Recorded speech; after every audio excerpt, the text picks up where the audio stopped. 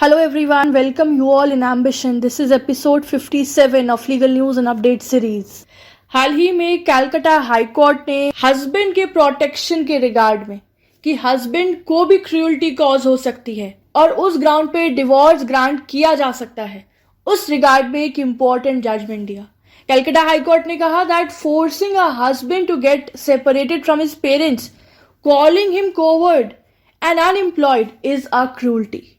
आइए जानते हैं क्या है डिटेल में इस केस के बारे में. तो कलकत्ता हाई कोर्ट ने इस केस में ये हेल्ड किया कि एक हस्बैंड को डिवोर्स ग्रांट किया जा सकता है फ्रॉम हिज वाइफ कि हस्बैंड को मेंटल क्रूअल्टी से सफर होना पड़ा बिकॉज जो उसकी वाइफ थी उसने उस व्यक्ति को फोर्स किया कि वो अपने घर से अपने पेरेंट्स से सेपरेट हो जाए एंड उसको कोवर्ड बोला, उसको डरपोक बोला, उसको अनएम्प्लॉयड बोला, उसको नकारा बोला, नल्ला बोला, उसको बेरोजगार बोला, बेसिकली उसको मेंटली हैरेस किया और इस तरीके से उस व्यक्ति को मेंटल क्रूअल्टी सफर करनी पड़ी एंड देयरफॉर ये उसका राइट है कि उसको डिवोर्स ग्रांट किया जाए from his wife to get separated from his legal marital relationship.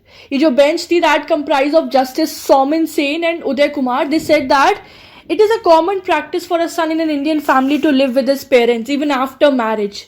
And if his wife makes any attempt to separate him from his parents, there should be some justifiable reasons. देखो हमारी जो Indian society है उसमें एक common parlance है कि जो सन है, जो बेटा होता है, वो अपनी फैमिली को बांध के रखता है, वो अपने पेरेंट्स के साथ रहता है इवन आफ्टर मैरिज, शादी के बाद भी. लेकिन अगर शादी के बाद उस व्यक्ति की जो वाइफ है वो उसे उसके पेरेंट्स से अलग करने की कोशिश कर रही है and without any justifiable grounds, कोई उसके पीछे कोई जस्ट रीजनेबल ग्राउंड्स नहीं है, कोई वैलिड सॉलिड रीजंस नहीं है, in that case the wife is wrong and wife is guilty to causing mental harassment and cruelty to her husband. Right? हमारा इंडियन कल्चर क्या कहता है? It nurtures a concept of pious obligation कि obligation impose की जाती है हमारे Indian culture के थ्रू बेटे के ऊपर कि वो अपने माँ बाप की सेवा करे, उन्हें मेंटेन करे एंड अगर वाइफ उस ऑब्लिगेशन से डेविएट करती है उस सन को from that normal custom, from that normal society, then she must have some justifiable reasons. इस पर्टिकुलर केस में बेंच ने नोट किया दैट कोई भी जस्टिफिएबल रीजन नहीं थे वाइफ के to ask husband to get separated, except उसके ये रीजनिंग्स थे कि छोटे मोटे रोज के ईगो क्लैशेस हो रहे हैं, डोमेस्टिक इश्यूज हैं, रोज के घरेलू मामले, कि हमारी फाइनेंशियल रिक्वायरमेंट्स पूरी नहीं हो रही हैं, so that's the reason we want to get separated from her in-laws. So ये बहुत छोटे ट्रिफल matters थे, सिर्फ ये grounds वो दे रही थी that I want my husband to get separated from his parents home. इसमें ये पाया गया था कि जो husband है he moved out of his parents house and shifted in a rented house just because for the sake of his peaceful matrimonial life. तो इस केस में जो बेंच थी that was hearing basically a plea which was filed by a wife. यहाँ पे wife ने जो एक प्ली फाइल की थी कलकत्ता हाई कोर्ट में एक फैमिली कोर्ट के जजमेंट को चैलेंज करते हुए. जो फैमिली कोर्ट पश्चिम मिदनापुर की कोर्ट थी, उन्होंने क्या किया था इस केस के अंदर, जो हस्बैंड है उसको डाइवोर्स ग्रांट कर दिया था on the ground of cruelty.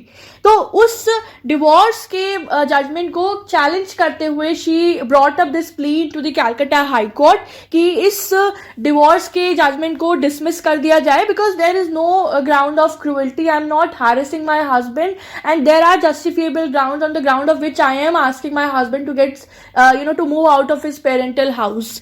Right, इस पर हस्बैंड का कहना है कि जो वाइफ है उसकी, वो उसे कोवर्ड बुलाती है, डरपोक बुलाती है, नकारा बुलाती है, बेरोजगार बुलाती है, रोज छोटे छोटे मामलों में she creates a lot of quarrels.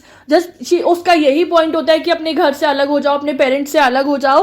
The court noted that the wife has filed a false complaint. Court ने यह भी नोट किया था कि जो वाइफ थी इस केस में उसने हस्बैंड के अगेंस्ट एक फॉल्स कंप्लेंट फाइल की थी और उस कारण से उस व्यक्ति को अपनी इवन गवर्नमेंट जॉब तक छोड़नी पड़ी थी.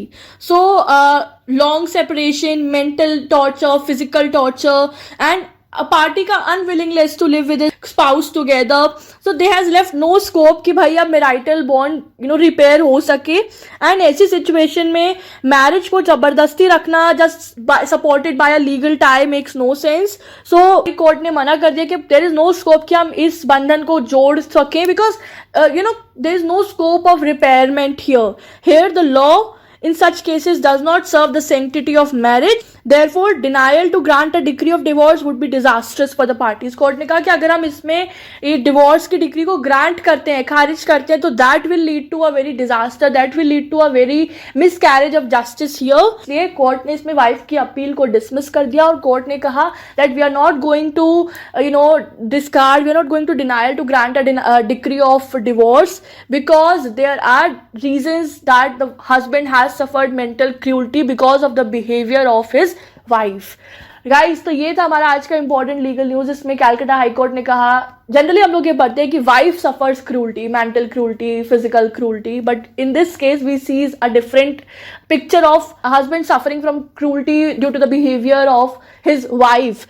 And it was also we can find here that a wife cannot forcefully separate his husband from his parental family, parental house on unjustifiable grounds. अगर कोई justifiable grounds नहीं है तो wife जो है वो अब उसके husband को उसके घर से अलग नहीं कर सकती, उसके parents से अलग नहीं कर सकती, क्योंकि हमारे इंडियन कल्चर का ये पार्ट है कि ये सन की ड्यूटी है, ऑब्लिगेशन है कि वो अपने पेरेंट्स को मेंटेन करे, उनका ध्यान रखे. ठीक है, तो ये था हमारा आज का news. I hope the things have been clear. For more such informative video, do not forget to subscribe to our channel. Thank you so much. Have a good day.